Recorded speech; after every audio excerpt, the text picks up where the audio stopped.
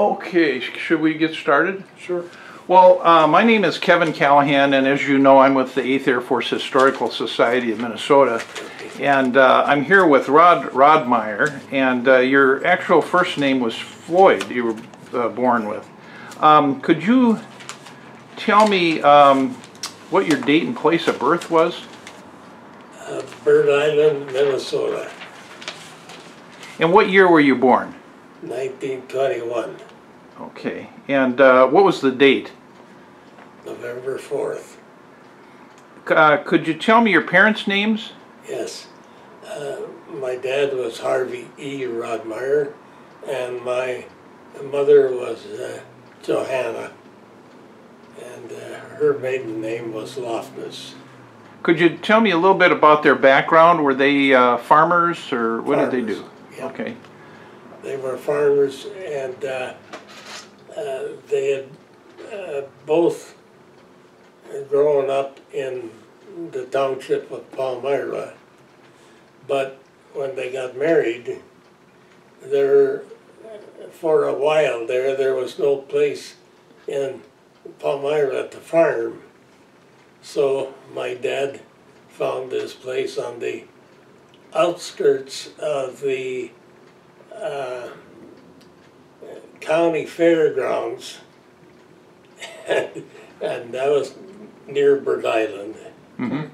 And the first thing my dad did there was he started picking rocks. He hated rocks. And the farm he was running was nothing but rocks. And so he called the place the Stone Farm, and rightly so. And so this was kind of marginal land that hadn't been used a lot for farming before.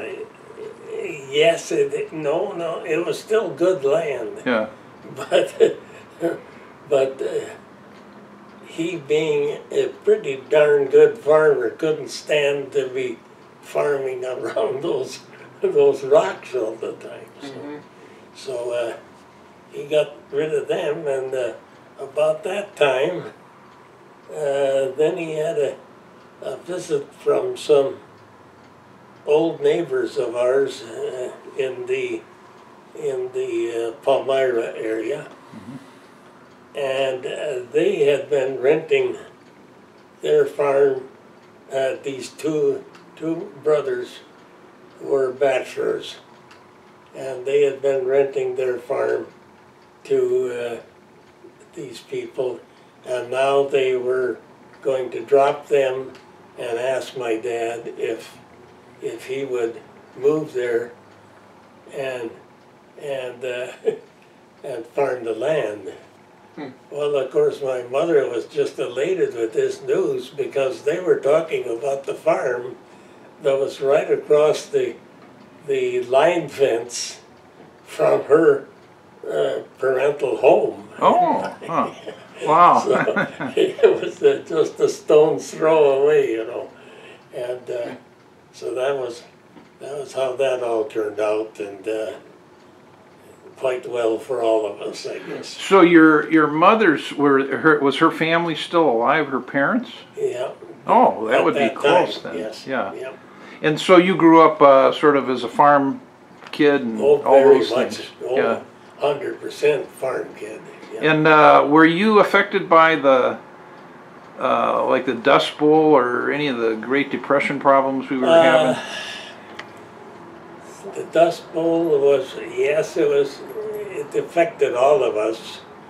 It wasn't as bad where we were as some places, but I know it was a drama time for my mother, because well, the radio, the forecasting such as it was in those days, they would tell when there was going to be another storm coming, and my mom asked my dad to put on the storm windows, and that was just a routine thing for the times as far as winter was concerned. You always put on, the houses were built with frames, you know, that took a outside glass. I remember putting storm windows on as a Okay. kid. Yeah, that was the way Okay. they used to do it. Well, this one storm was so bad that my mother just sat down and started crying. And Was it a storm like what, a dust storm or a rainstorm or? it was a dust storm. Oh. And but you know, we rolled with the punch because there was nothing else to do. But that was some of my earliest recollections. Now, did you have brothers or sisters? I was the oldest of the family, Okay. and I had two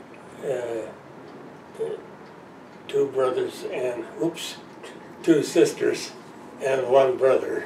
And the brother came quite late in our family life, so there was a real number of years, you know, between us. But What schools did you attend growing up then? well, the schools, starting grade school. Yeah. Okay, well, there was no kindergarten, and the grade school was 1 through 8th grades, and there was one teacher for this grade school. Wow. Was it like a one-room schoolhouse A or? one-room Really? schoolhouse, absolutely. And we had many happy memories of that building. 2 outhouses in the back, you know, with a wooden sidewalk. And Two, one for boys and one for girls? yep, yep. And it so happened that the first house I was in was right behind this family farm, and so we didn't even have any water associated with the school. We went over to the farmer, the older boys, every day had the assignment to get a pail of water, you know. And you would drink, that was your drinking water for That the was day? our drinking water, yep. Well, that must have been quite a teacher to handle all those range of Oh. ages. Fantastically good. Yeah. And when they weren't good, my mother, who had, well, in those days, it was called normal school. Are you ever familiar with that title? No. Well, I think it had more to do with our Lutheran church than anything else, but my mother was quite well educated by these normal schools.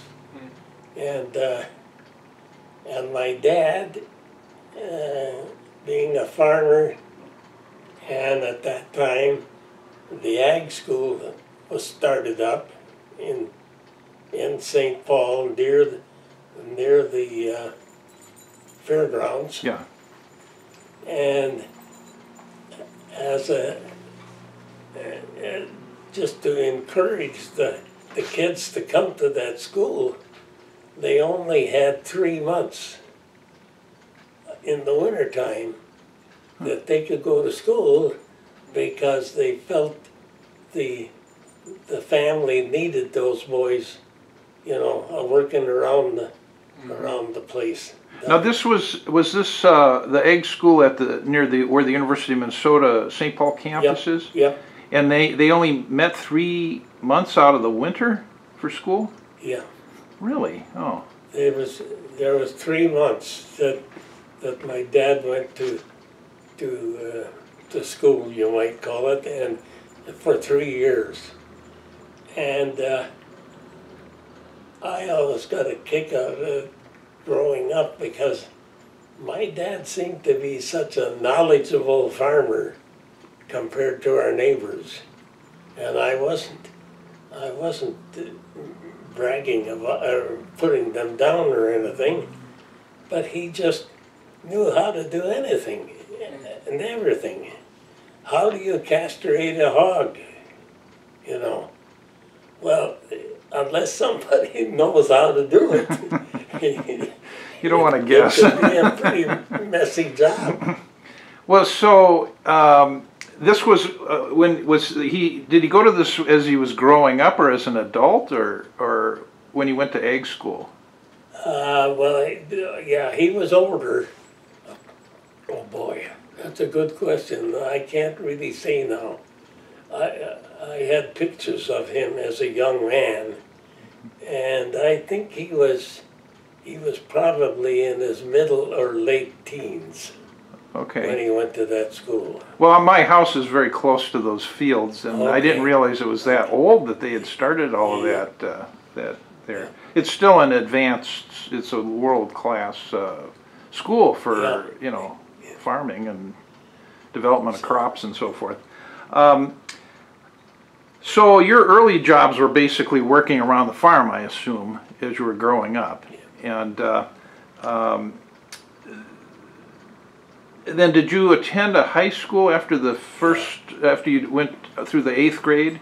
This after the 8th grade, and then this was a real problem at the time because there weren't many high schools around except in each town. You know? Yeah. And we had a visitor one day, and he talked to both my parents. And my mother was just floating on cloud 9 because this guy was proposing a school bus. And that was almost unheard of in our area. But at Bird Island, there was another tie to the small village of Lake Lillian, which was north of Bird Island about maybe 18 miles. And so this man in our Minnesota country, as far as I know, he was the first bus organizer. And so when he came out, and of course my folks knew of him, and my mother was just elated because it meant that I'd be home every night. And it wasn't child labor or anything, but she knew that I could sure help more around the farm when I got home every night than I would do if I was boarding in the town. Oh, I see. Okay, so you wouldn't have like walked to school versus taking a bus. You would have boarded. Yeah. Okay. So did you? Oh, I didn't ask you. Was the one-room schoolhouse a private school or public school or how did? Oh, public. Public. Okay. Yeah. All the schools in our area were public. Yeah. And they were 8 grades. Did they? No kindergarten. Do they still have the building, or is it long gone? Oh boy, no, they don't have the building there anymore. Yeah. Well, they have one at Botwell's Landing they've restored, which is a one-room schoolhouse, and the people still come back to it and that attended school as little kids there. We had some. This teacher of ours. They were fantastic people because they would tackle anything, you know. Of course, they should put on a program of different themes and all that for the parents, you know. Sure. So, in this little schoolhouse, which could hold with the seats, the separate seats, about 30 students, and my mom was pretty excited because well, she knew that in our territory that the area that I should be going to school, the teacher wasn't so good. So she had my dad ask the people, the school board of her school, see. And as long as they weren't overcrowded, it was an easier time. Where did you attend high school? Bird Island. Okay. Because of this guy coming with his school bus, and my mom's elation to have me around the farm while I was growing up. And did you graduate from high school there? Yes. What year were you a graduate? 39. Okay. And then did you go to work after that or go back to the farm? Or? I went 2 years to Augsburg College. And I guess I wasn't a real scholar, but I got decent grades. But then, you know, the war clouds were kind of coming over the horizon. And so after 2 years, we had Pearl Harbor on December 7th, 41. Yeah, 2 years, and I asked I sat down with my folks, and I said, I just don't want to go to any more school. And then, of course, there was Pearl Harbor, and then it was just a big, big revolution almost. And so... What memories do you have of December 7th? There's actually a Pearl Harbor Remembrance Day, and there's fewer and fewer people who remember Pearl Harbor, so do you have any memories of how you heard about it or what you were doing? I remember that particular fall was nice and mild, and my folks and my mother's family had a lot of family down at Gibbon, Minnesota, which is about 25 miles away from our place.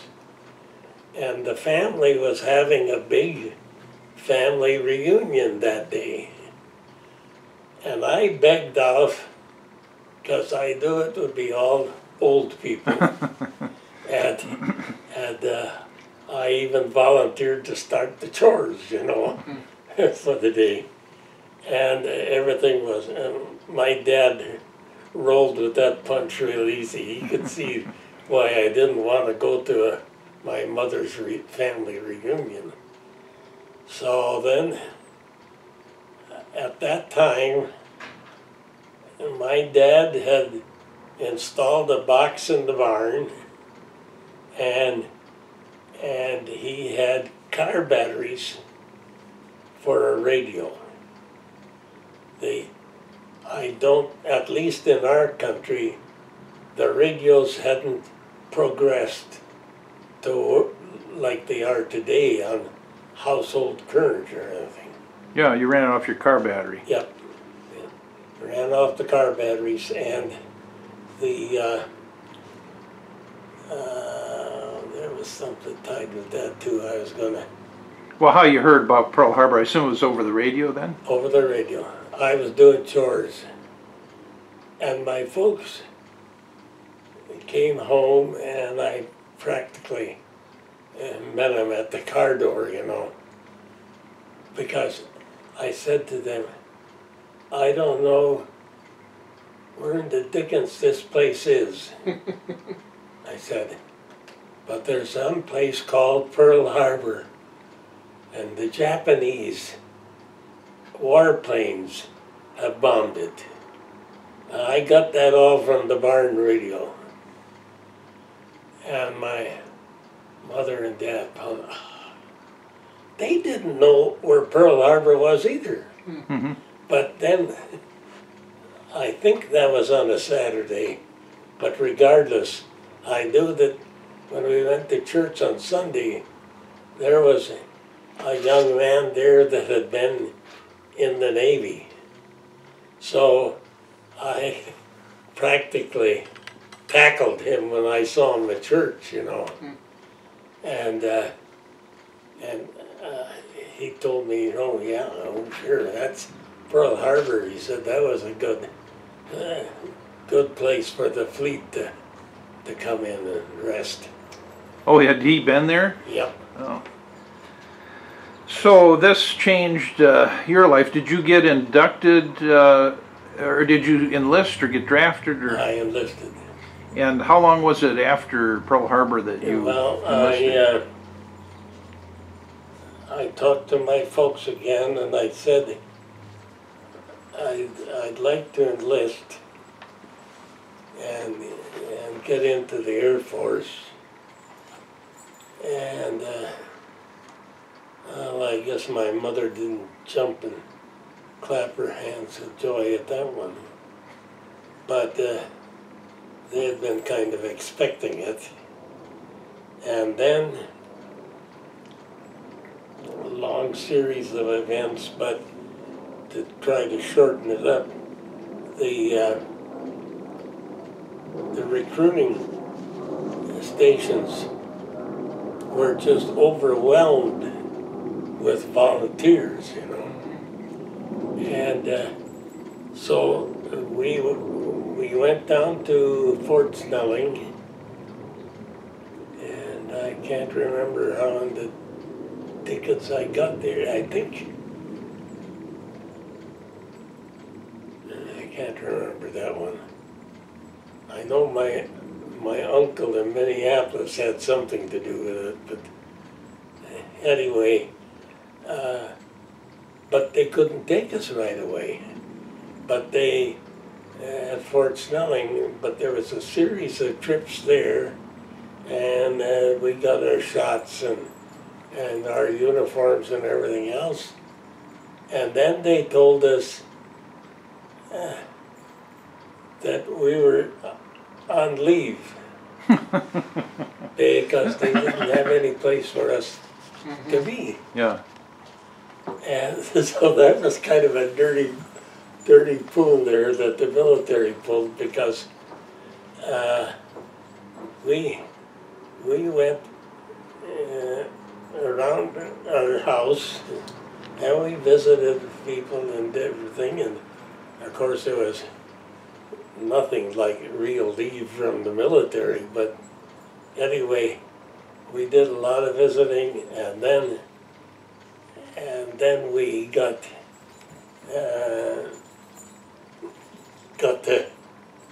to go, and that was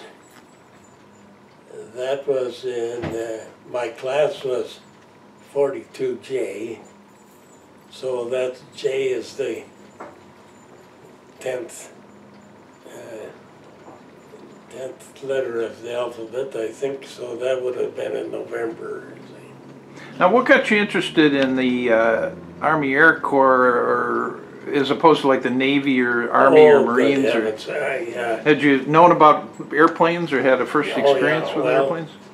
Our local town of Hector had always been a little mecca for the small planes, and they actually had a date every year where they celebrated the planes they had, and they gave people rides and everything else, you know. And yeah, if you were from the Hector area, you knew about airplanes before the war. Did you get to go on a ride in an airplane? Yes, and that's another story, and I just giving you too much time. But anyway, my dad and I were working on the farm, and he knew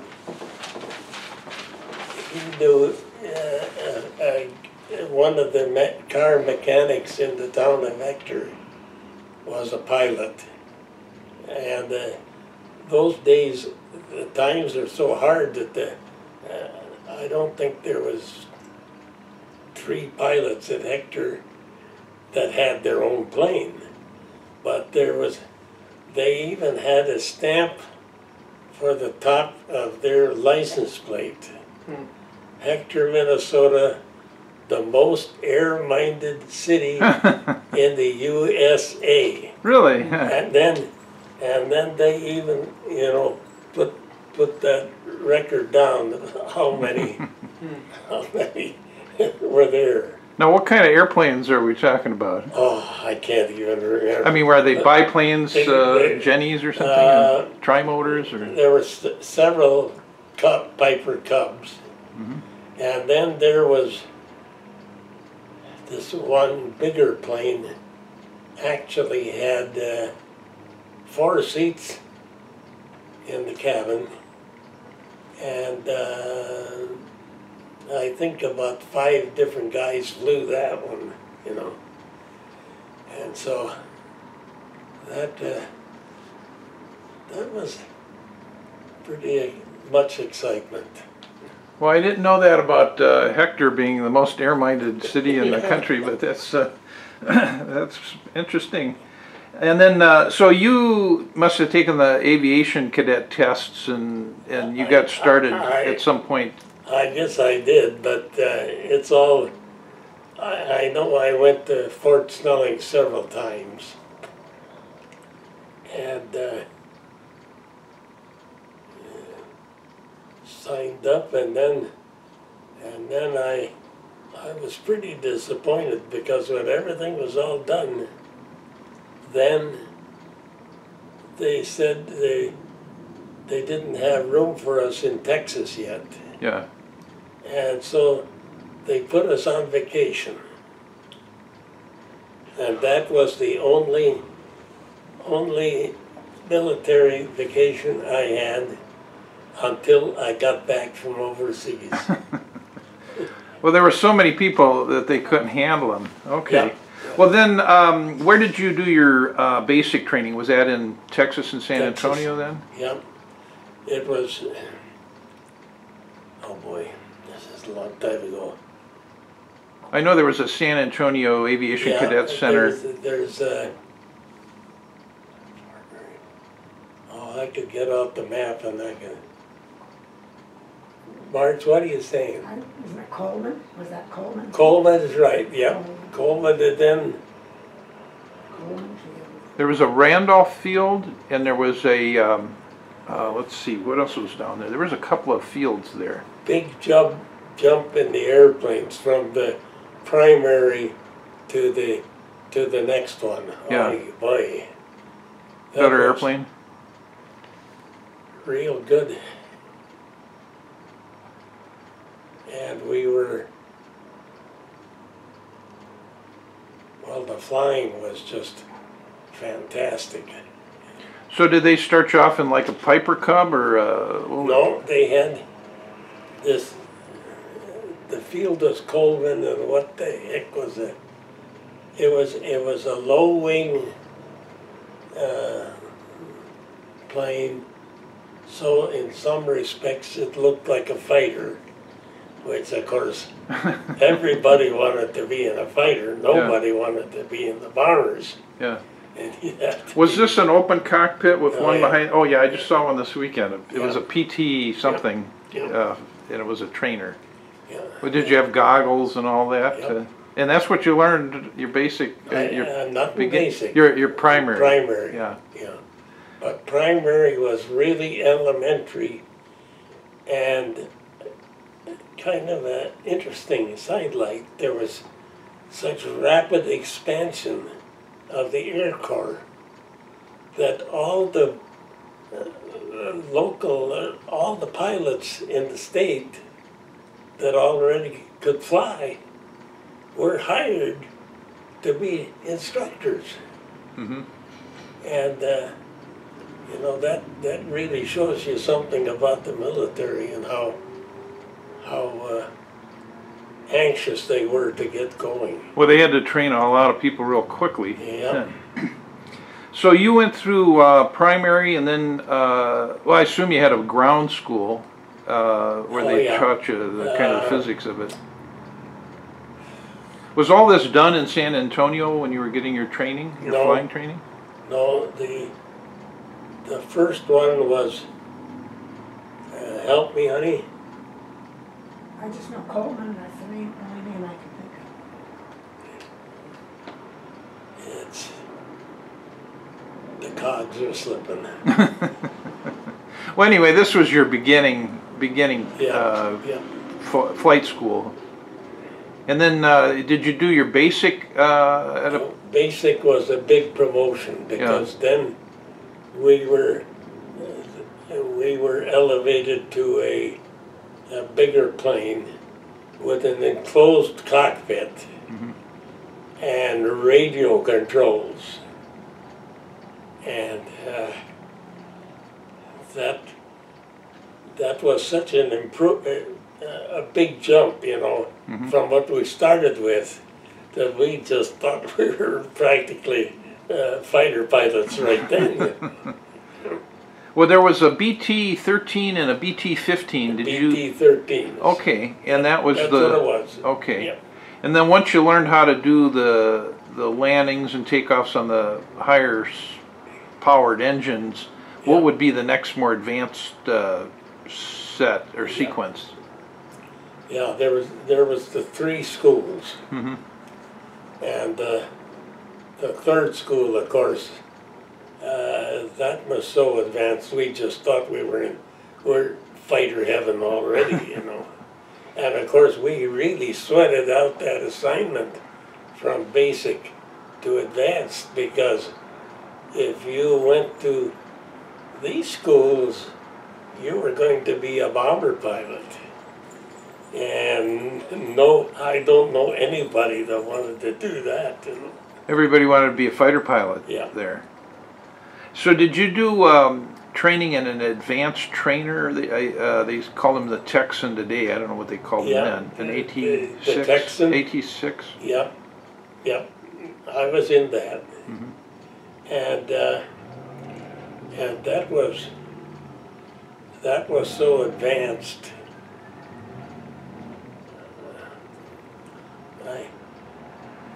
That was so advanced that it was just like a little fighter plane. And we actually did have a machine gun in one wing, and firing 30 caliber bullets, and one cadet, or maybe one of the instructors, would pull this sleeve target, but before we loaded up, our mechanics took a roll of machine guns, bullets, you know, and then dumped them in a can of paint. And it sounds awful crazy, you know, but then of course they let the paint dry. And then, when it was your turn to fly, you were assigned a certain color. And the mechanics loaded that color bullets in your plane. So if you hit that sleeve target, it would, well, that was another, I think for its time, I think it was ingenious. But it was a wire mesh, and real small cross sections of wire. And so when a bullet went through it, it left a little paint in this screen, in this mesh. Oh, on the wire, it picked up the metal, I mean the color of the... Well, how'd you do as a first-timer firing a machine gun out of an airplane? Hardly anything. It was hard to do first time? Had to learn about deflection and everything else, you know. And of course, there was always one plane that was pulling the darn target, so the instructions were pretty precise as to how you would approach the target, and you wouldn't get line astern of the target or you'd be probably shooting down the tow guy, you know. They frowned on that? They frowned on that, yeah. So then, from your advanced training, then did you go on to a particular plane, or did they assign you? Yeah, that's when, yes, when we got our promotion, then we were assigned to Oakland, California. And we were taken out to what had been the Oakland flying home, you know, for the city. The military moved in and declared that belonged to them now, and so we were training at what had been the Oakland airport, but there wasn't any civilians around that place now. So they could just confiscate property if they needed it? I don't know. Maybe the people at Oakland were just running on thin air to begin with, but it just seemed to me that was a pretty fast takeover. So did you get your wings then after the schooling? I got the wings in Texas, and probably the proudest moment of my life, except when I married her. Well, that's good. She's giving you credit, better credit than getting your fighter wings. And so that made you a second lieutenant. And do you remember what you got paid back then in the 40s? Nope.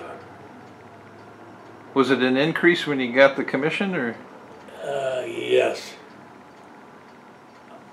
I think it was around $400 a month. Oh, okay. But don't quote me on that. Yeah. So you're in Oakland, and then we're flying a different plane. Okay, what were you flying initially there? It had its own numbers, and it was a fun plane to fly. And it was all equipped with lights for night flying and everything else. But anyway, it had an atrocious record for combat. Oh, okay. So but it was equipped as a night fighter? It could be, yeah. What was the problem with it? It didn't have enough power in the engine or something? I don't remember now, but there was one story. This was at basic, where we had auxiliary flying fields besides the main one, and those instructors were all lieutenants in the Air Force, and they were good, and they didn't allow much horsing around or anything else, but I just got to tell you, a friend of mine pulled this stunt. They had auxiliary fields for practice landing, because the airport at the main base, you know, that couldn't handle all that.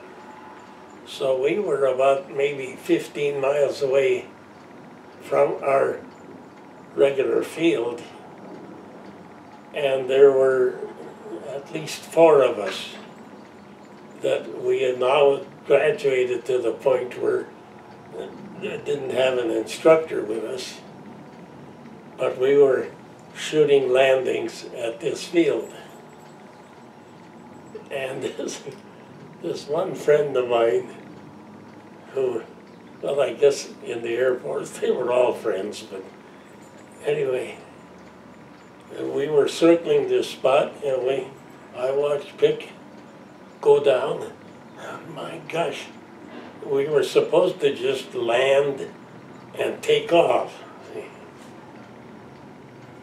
And he put that darn thing down with the gear up.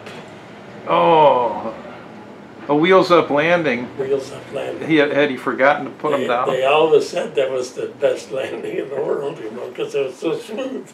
Huh. Never bounced. But anyway, they got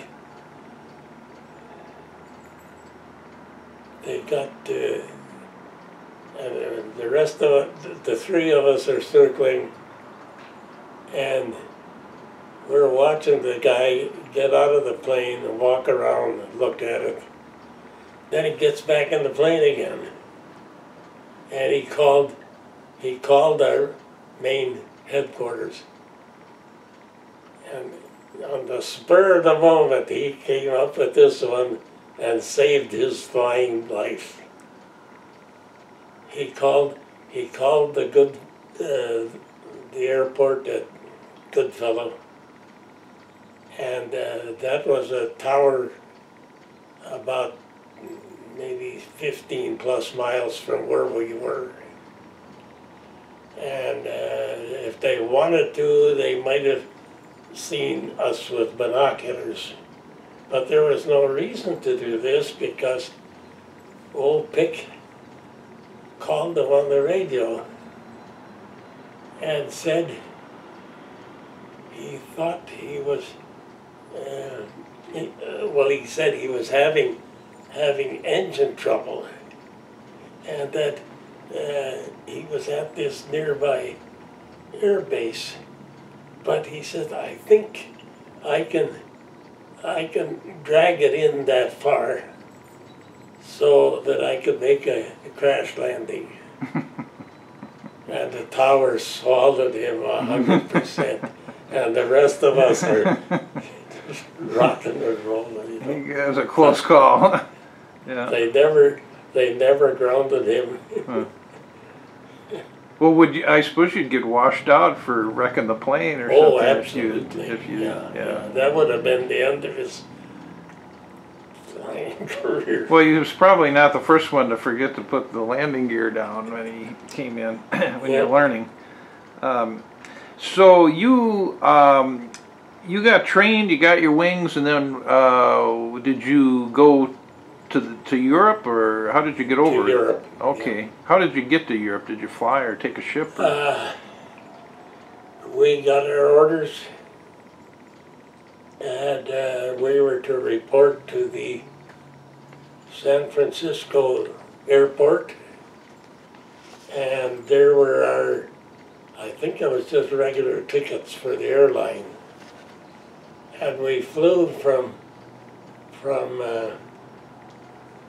the west coast of the United States to the east coast. 3 different stops because they had to have gas. But we were finally there, and we were happy because I don't think there was too many guys who were happy about fighting the Japs, you know. And believe me, it was called the Japs in a derogatory way.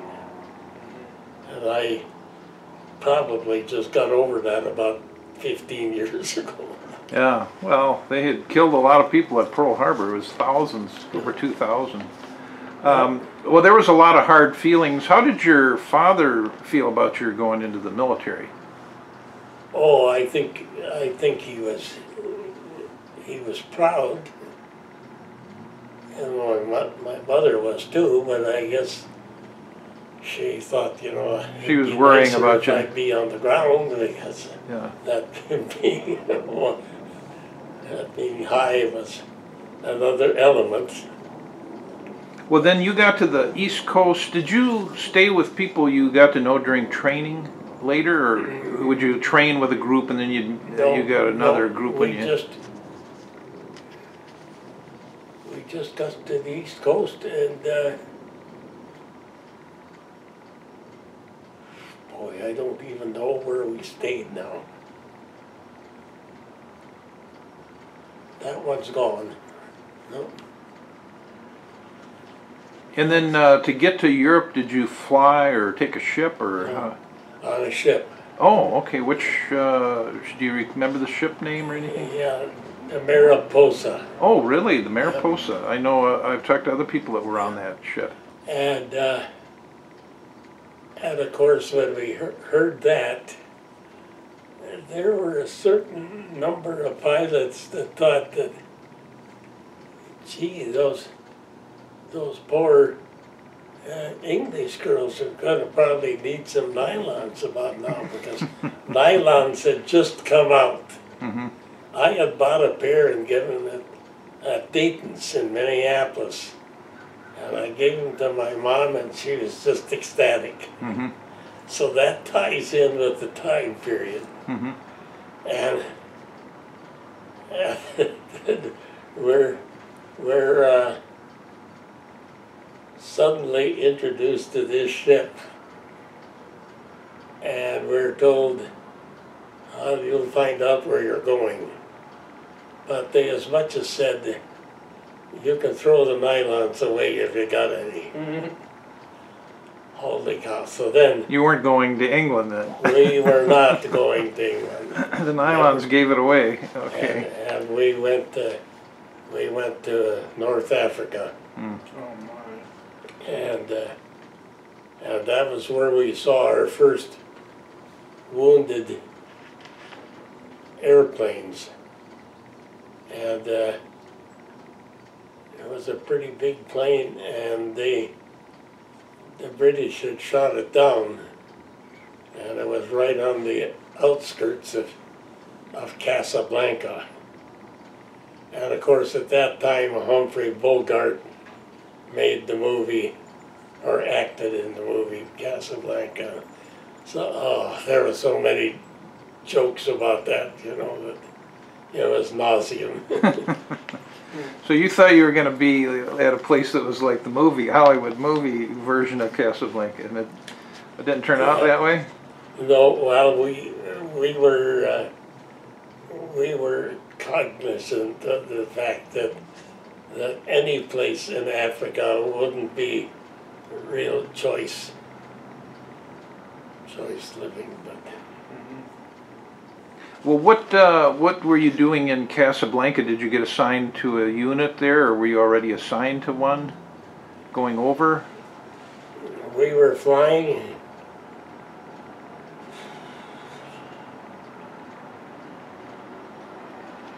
I'm trying to think my progression of airplanes, but we were flying regular fighters, Mm-hmm. and there was another story associated with that, but my flight instructor, 4 of us were assigned to one flight instructor, and he called us all together, and we went over into the shade of a tent or something, introduced ourselves, and he had a very definite English accent.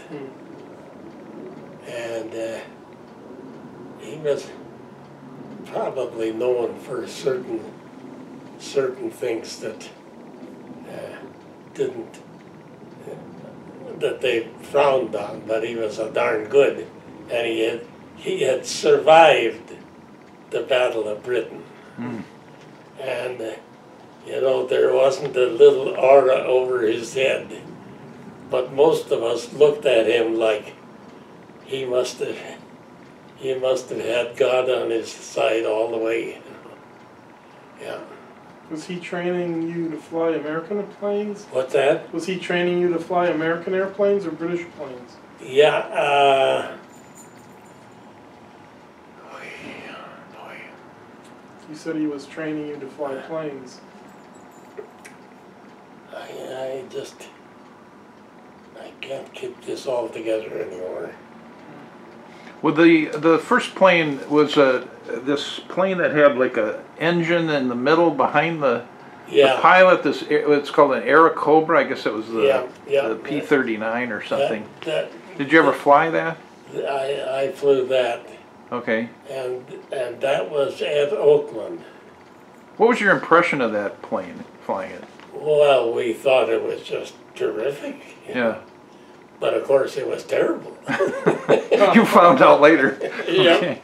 What was the problem with the plane? It was just not enough power in the engine, or? It didn't have a supercharger, and the higher you flew, the slower you went. Yeah.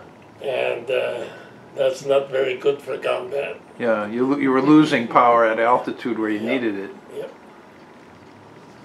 So, but one of my assignments at Oakland was to fly at night and to give the aircraft gunners training practice. They weren't going to shoot at me, but they were going to use those big aircraft, big lights, about that big around. mm-hmm. Like a searchlight? Yeah, searchlights. Oh. And so I would be given a certain path to fly, and I wasn't going to have my running lights on or anything. And there were times when all the American civilians thought that they were, safely saved from the from the enemy, and not so, because that plane was such a terrible plane that when the searchlights came up and they were trying to find me, I'd flick on my running lights, and then of course they'd blind me, in the cockpit. So I only did that one time. But they could really light it up with those searchlights if you're flying it. Huh? Yep. And the civilians thought they were under attack then from the Japanese or Germans? There was one time when we were stationed at Oakland when that happened, and some of us new guys, we knew our commanding officer had already come back from someplace in the east, and he was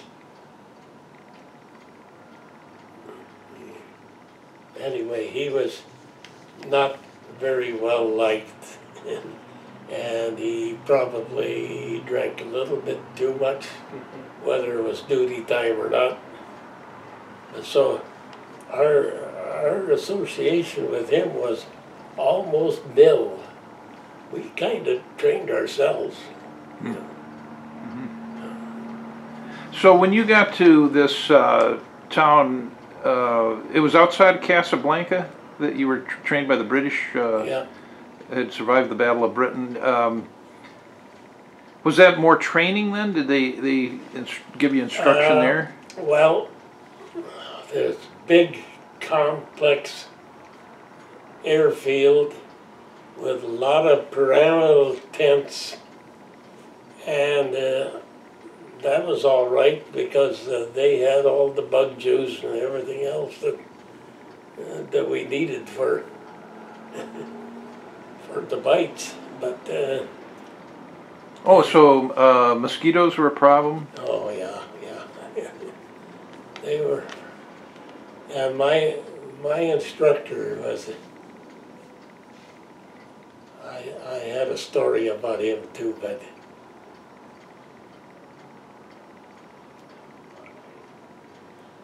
Oh yeah, we're coming in almost line abreast. Our instructor and three of us, one plane there, another plane there, and the fourth one over here. Mm-hmm. holding a nice tight formation. And we're coming into land in Africa. And across our view in front of us are 3 camels with their riders.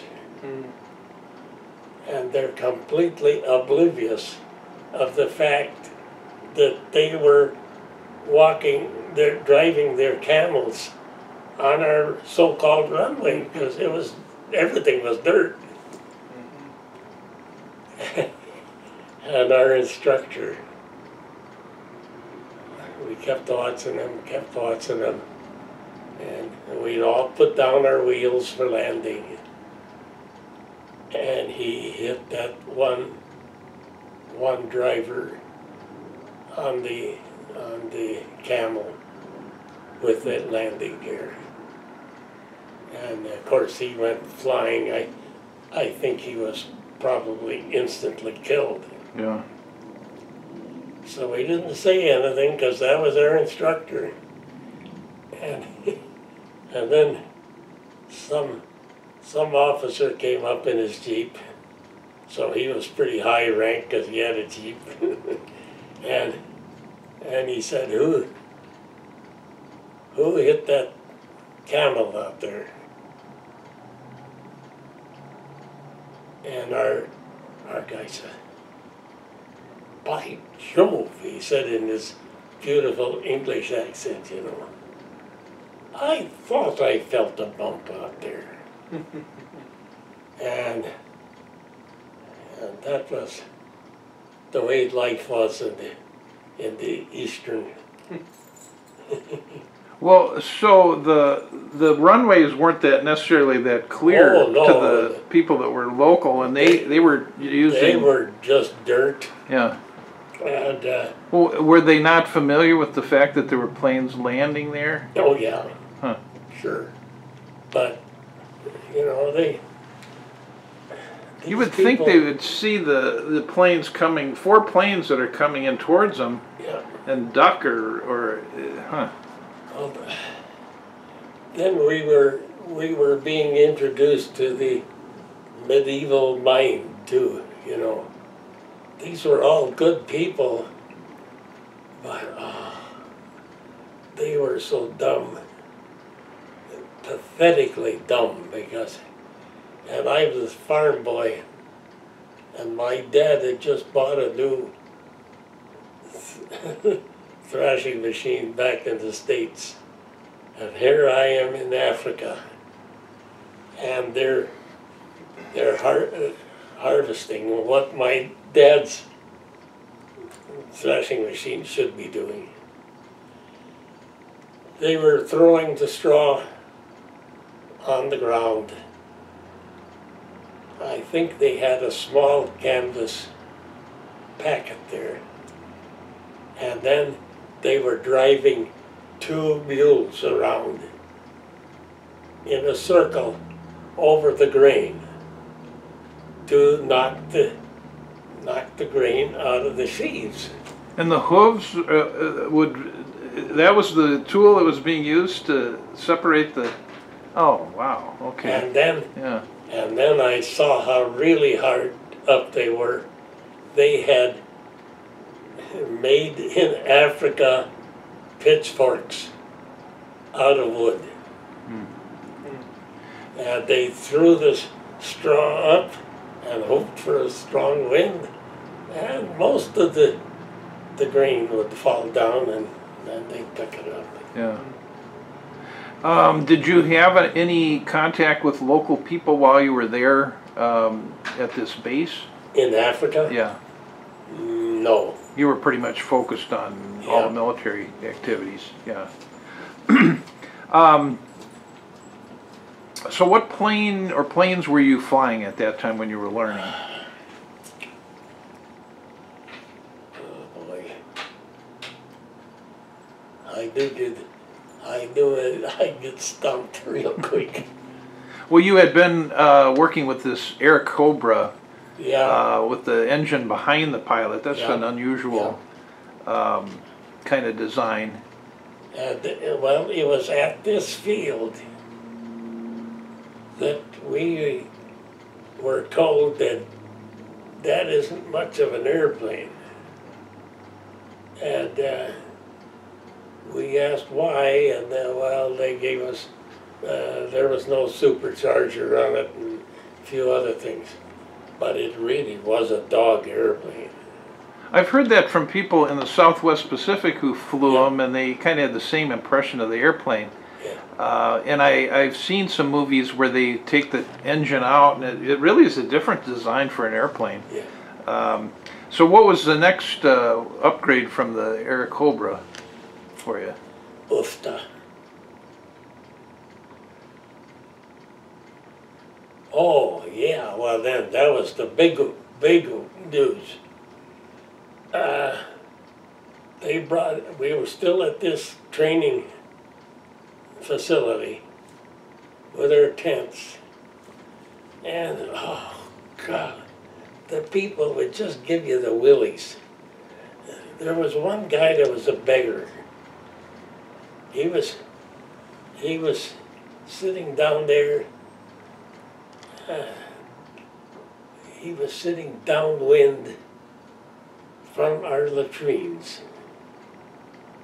Now, most American people, under those conditions, would be upwind. Not this guy. He'd say, alms, alms, alms for the love of Allah. And somebody, English, had trained him to say that. You know. Just revoltingly filthy. And, but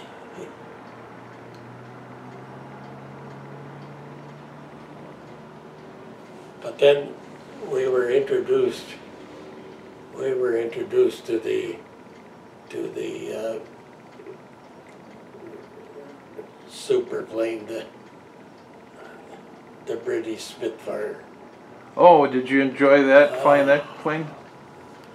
Oh, we had been following the Battle of Britain, you know, like it was our own, and in many respects it was our own. And so we knew about the Spitfire, and at this same place, just a PA announcement that if any of you are interested to fly the Spitfire, go to such and such a place. We almost broke our legs in a hurry to get there. But my whole group got signed up, which was really great because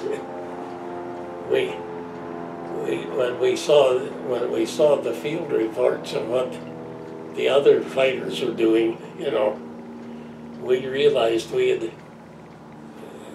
received an extension to life. You had a much better survival rate in a good airplane. Yep. Yeah. So did this veteran of the Battle of Britain teach you all the things you needed to know and the tricks using a Spitfire? Yeah, as far as the Spitfire, he was just a dandy little guy, and he would talk off and on if we queried him. He would tell us some things about the Battle of Britain. Now, everybody knew that one of the biggest faults of the Spitfire was that it had so little gasoline capacity. And we knew that we could sure work around that, but he was talking to us one day, and he said, during the Battle of Britain, we didn't always land for fuel. We landed for ammunition. We ran out of ammunition faster than they ran out of fuel. And we're just standing there agog at that, you know, because we were wondering how the dickens that plane could do anything with such short range. Yeah. Well, did it have? Did it burn a lot of gasoline, or was it didn't have big tanks, or? I don't know. It was. I've read books since then about the design of the Spitfire, and there was at the time a very competent test pilot that was, of course, on the British payroll. And I just read this in my book there a couple months ago, that he took up the first Spitfire. And of course, all the engineers and everybody is just waiting with bated breath. And he comes in, he drops his wheels, he lands, and he rolled to a stop and opened his canopy. And he said these words, "Don't touch a thing. It's perfect." Oh. And that's actually the words he used. Yeah. And of course, it wasn't perfect, but compared to what he had been doing, Yeah. you know. Well, how did you find it to fly? Was it an easy plane to fly? Or? It was fun. It was just, yeah. So did it have good like maneuverability and speed and those things? It just seemed to be part of you when you were flying. Well, what kind of armament would the British Spitfire have? Was it machine guns or cannon or? Yeah, 2 20-millimeter cannons Oh, yeah. and 4 303s machine guns. And that's kind of like our 30 caliber.